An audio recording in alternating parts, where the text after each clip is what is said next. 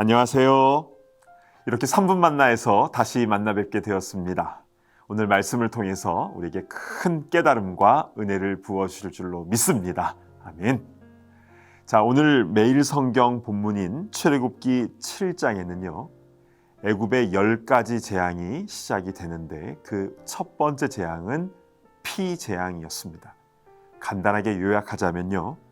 모세가 지팡이로 나일강을 치니까 그 강물이 피로 변해서 냄새가 나고 물을 마실 수 없게 되었다. 그러나 바로의 마음은 움직이지 않아서 이스라엘 백성들을 출애굽시키지 않았더라. 이것이 그 간추린 내용입니다.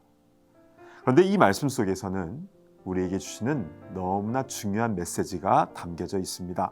자, 7장 17절이 굉장히 중요한데요. 제가 봉독해 올립니다. 여호와가 이같이 이르노니 내가 이로 말미암아 나를 여호와인 줄 알리라. 볼지어다 내가 내 손의 지팡이로 나일강을 치면 그것이 피로 변하고.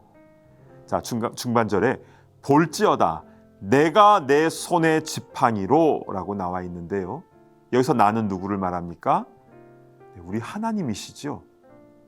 그런데 실제로 손에 지팡이를 든 사람은 모세입니다. 그런데 하나님이 하나님의 손에 지팡이를 사용하신다라고 표현한 이유는 무엇입니까? 그렇죠. 하나님께서 모세를 통해서 일하신다라는 겁니다. 즉 주의 손과 발이 되는 것, 이것이 사역의 원리가 되는 것입니다.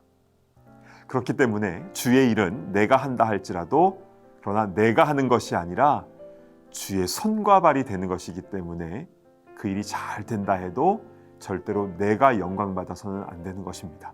오직 하나님께만 영광 올려드리는 사역, 이것이 오늘 우리에게 주는 첫 번째 메시지입니다. 자, 두 번째는요. 나일강을 치면이라고 나와 있는데 이 친다라는 말은요. 그냥 툭 치는 게 아니라 온 힘을 다해 내리치는 것을 말합니다. 그래서 이 치다라는 말이 성경에서는요. 하나님의 심판과 징벌을 묘사하는 표현으로 자주 쓰였습니다. 그렇다면 하나님의 지팡이가 내려치게 된 이 나일강은 무엇을 의미하는 것일까요? 나일강은요. 애굽 사람들에게 있어서 그냥 강이 아니라 애굽의 생명줄이고 더 나아가서는 신이었습니다. 당시 애굽에서 유명한 크눔, 하피, 오시리스 이런 신들은요. 모두 다 나일강의 신들이었습니다. 하나님은 그 우상 신들을 내려치시며 애굽의 나일강 숭배 사상부터 심판하셨던 것입니다. 그래서 어제 본문인 7장 4절에는요. 여러 큰 심판을 내리고 라는 말씀을 주신 것이죠.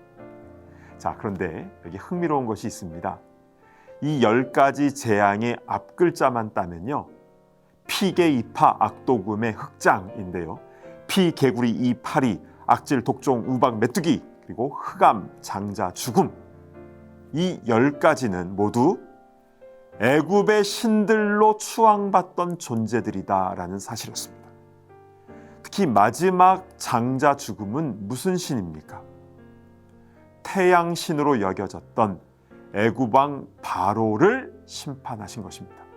즉 바로의 집 장자도 죽었고 일반 애굽 시민의 장자도 똑같이 죽었다. 즉 바로는 신이 아님을 온 천하에 알려주신 것이죠.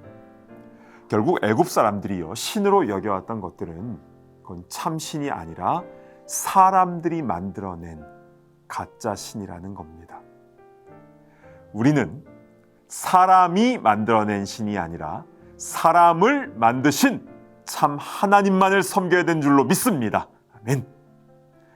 그러니까 이스라엘 백성들이 출애굽하는 이 과정을 통해서도 하나님은 중요한 메시지를 우리에게 전해주시는 것입니다.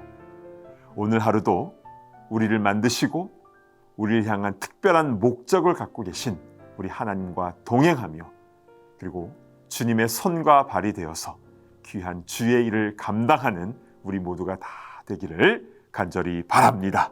기도하겠습니다. 하나님 아버지 감사를 드립니다. 우리를 만드시고 우리와 함께 동역하기를 원하시는 하나님과 동행하며 오늘도 주신 사명 잘 감당하는 주의 귀한 일꾼들 다 되게 하여 주시옵소서. 예수님의 이름으로 간절히 기도드리옵나이다. 아멘.